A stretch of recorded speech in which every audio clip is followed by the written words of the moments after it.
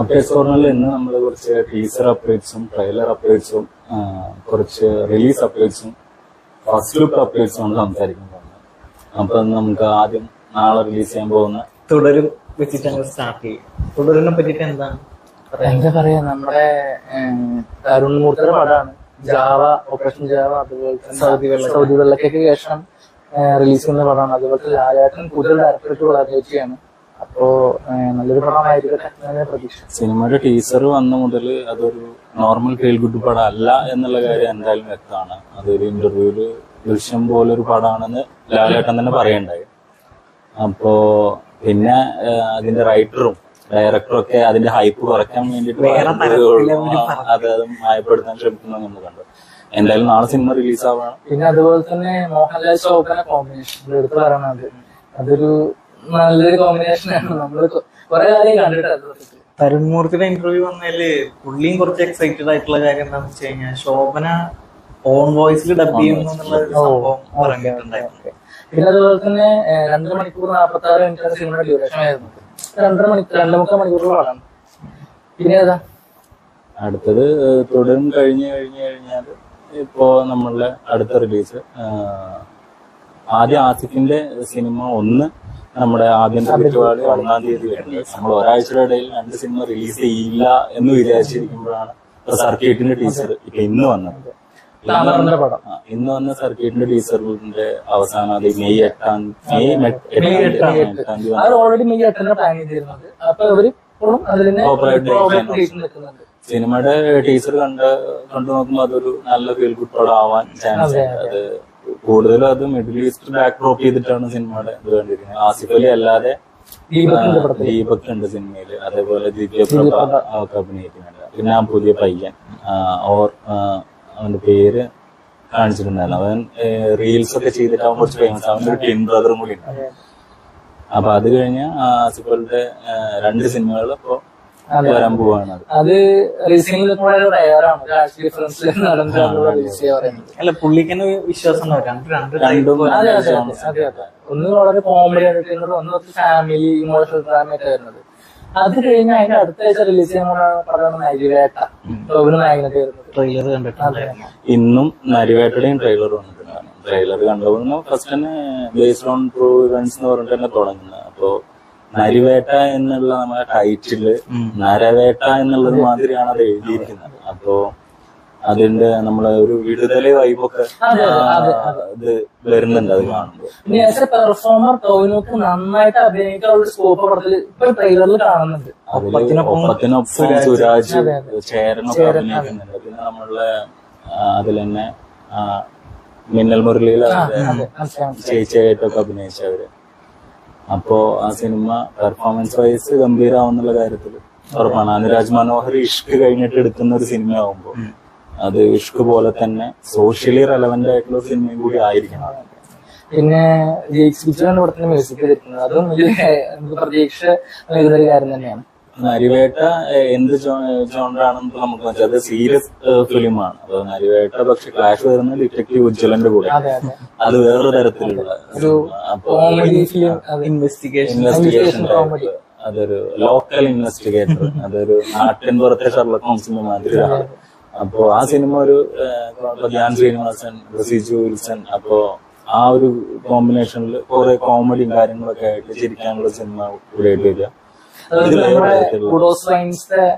യൂട്യൂബേഴ്സും അതും അത്യാവശ്യം പ്രതീക്ഷയായിരുന്നു. അവരുടെ ഫസ്റ്റ് ഫിലിമാണ് അത്. പിന്നെ നമ്മളെ മമ്മൂക്കാന്റെ പടത്തിന്റെ സെക്കൻഡ് പോസ്റ്റർ നടത്തിണ്ടായിരുന്നു കളങ്കാവിന്റെ. ഒരു ഭയങ്കര ഒരു ചിരി, എന്താണ് ചിരി കാണുമ്പോ നമ്മുടെ മുന്നറിയിപ്പിന്റെ ക്ലൈമാക്സ്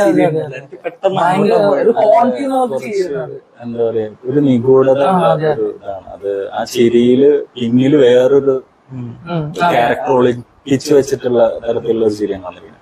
സിനിമയുടെ ഫസ്റ്റ് ലുക്ക് പോസ്റ്റർ വന്ന് നോക്കുമ്പോ അത് ഭയങ്കര ടെററൈസ് ചെയ്യുന്ന രീതിയിൽ അടിച്ചു പിടിച്ചിരിക്കുന്ന ഒരിതും.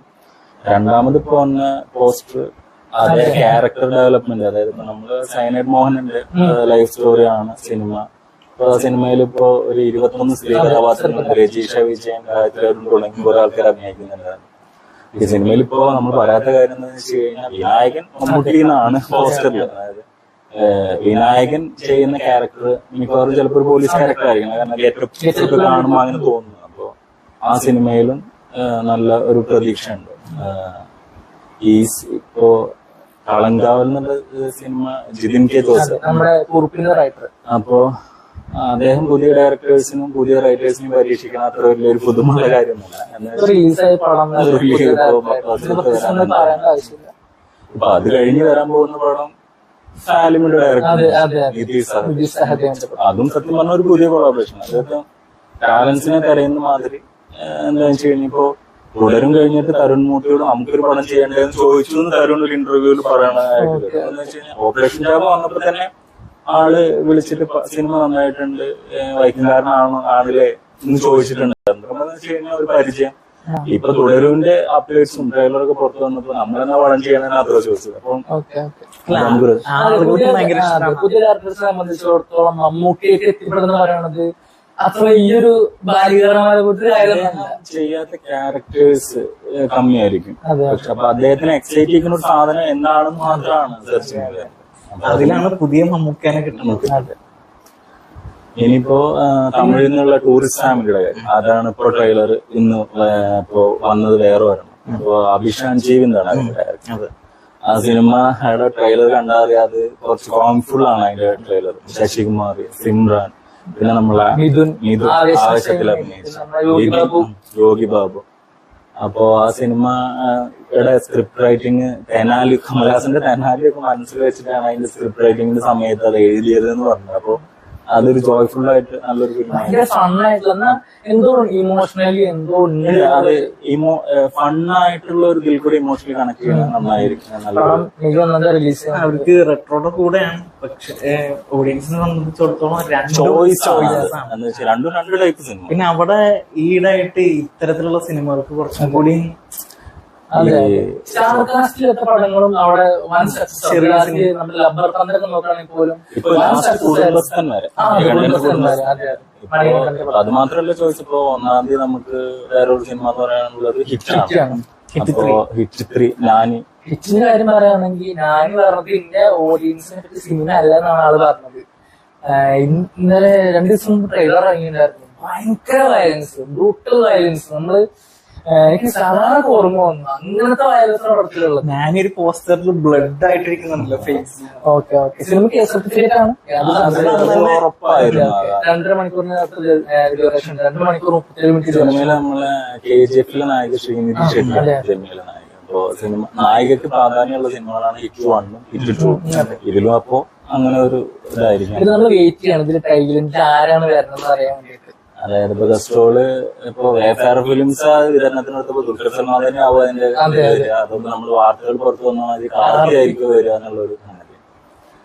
ഇനിയിപ്പോ ട്രെയിലർ അപ്ഡേറ്റ്സ് എന്ന് പറയുകയാണെന്നുണ്ടെങ്കിൽ ഇപ്പോ സീരീസ് സൈഡിൽ നിന്ന് വെനസ്ഡേയുടെ ട്രെയിലറോ നെറ്റ്ഫ്ലിക്സിന്റെ സീസൺ 2 ടിം ബർട്ടൺ ഉണ്ടാക്കിയ യൂണിവേഴ്സിൽ വരുന്ന ഒരു സീരീസ് എന്ന് പറയുമ്പോൾ അതില് ജെന്ന ഓർട്ടേഗാണ് ടൈറ്റിൽ വെനസ്ഡേ എന്ന് പറഞ്ഞ ക്യാരക്ടർ ചെയ്യുന്നത്. അത് ഭയങ്കര വിയേർഡ് ആയിട്ടുള്ള ഭയങ്കര രസകരമായിട്ടുള്ള ഒരു ട്രെയിലർ. സീസൺ 1 വളരെ സക്സസ്ഫുൾ ആണ്. അപ്പൊ കാതറിൻ സീറ്റ ജോൺസ് പോലുള്ള ആക്ടേഴ്സ് ഒക്കെ അതില് സപ്പോർട്ടീവ് റോൾ ആയിരിക്കും. ഇതിലെ വില്ലൻ ഒരു സസ്പെൻസ് ആണ്. അതിൽ നമ്മള് ട്രെയിലറിൽ വില്ലനെ കാണിച്ചിട്ടില്ല. അവിടെ ഇവിടെ ആയിട്ട് ചിലത് കാണിക്കുന്നുണ്ട് എന്നല്ലാണ്ട് കഴിഞ്ഞ സീസണിലെ എല്ലാ ആക്ടേഴ്സും ഈ സീസണിൽ അഭിനയിക്കും. ഇത് ഉടനെ നെറ്റ്ഫ്ലിക്സ് അതിൽ പുറത്തു. നെറ്റ്ഫ്ലിക്സിന്റെ സീരീസുകളുടെ കാര്യം പറയുമ്പോൾ പിന്നെ പറയാനുള്ളത് അവര് അഭിമാന സീരീസ് ആയിട്ടുള്ള സ്ട്രേഞ്ചർ തിങ്സ് 5 എന്ന് പുറത്തു വരുന്നത്. അത് കൊറോണയുടെ ഒക്കെ ടൈമിൽ കുറെ ചിത്രീകരണം മുടങ്ങിപ്പോയും വളരെ അധികം എപ്പോ വരും എന്നുള്ളൊരു കാര്യം. പിന്നെ സംവിധായകനായി ആണെങ്കിൽ അതിന്റെ ഇടയിൽ വോൾവറിൻ ഡയറക്ട് ചെയ്യുമ്പോൾ അപ്പോ ഇപ്പോ അതിന്റെ 1 മുതൽ 6 വരെയുള്ള എപ്പിസോഡുകൾ സീസൺ 5ന്റെ ഒക്ടോബറിൽ പുറത്തു വരും. അതേപോലെ തന്നെ അതിന്റെ ലാസ്റ്റ് സീസൺ 2 എപ്പിസോഡുകൾ, അതായത് 7ഉം 8ഉം നവംബറിലും പുറത്തു വന്നിട്ട് ഇതൊരു സീസണിന്റെ ഫൈനൽ ആയിരിക്കും എന്നുള്ളതാണ്. സ്ട്രേഞ്ചർ തിങ്സിന്റെ ഫാൻസിന് നമുക്കൊരു സ്പെഷ്യൽ വീഡിയോ കൊടുക്കണം. പിന്നെ ഈ സീരീസുകൾ വെച്ച് നോക്കുമ്പോ ഇതുവരെ ഇറങ്ങിയ എല്ലാ സീസണും സാറ്റിസ്ഫൈ ചെയ്യിച്ചിട്ടുള്ള സീരീസുകൾ നോക്കുമ്പോ അതിൽ നമുക്ക് സ്ട്രേഞ്ചർ തിങ്സ് ഉൾപ്പെടുത്താവുന്ന. അതെ, ഒരു സീസണും ഫോഴ്സ് ആയിട്ട് അവർ ചെയ്തിട്ടില്ല. കൃത്യമായിട്ട് അതിലുണ്ട് കഥ, അതുകൊണ്ട് അത് ചെയ്തു. ഇതൊരു ഫിനാലെ ആണെന്നാണ് കേൾക്കുന്നത്. ഇത് ഹോക്കിൻസ് വിൽ ഫോൾ എന്നാണ് അതിന്റെ ടൈറ്റിൽ കൊടുത്തിരിക്കുന്നത്. അപ്പൊ അത് പിന്നെ അതുപോലെ തന്നെ സ്ട്രേഞ്ചർ തിങ്സിന്റെ ആനിമേറ്റഡ് സീരീസ് വരുന്നുണ്ടെന്നൊരു വാർത്ത കേട്ടിരുന്നു.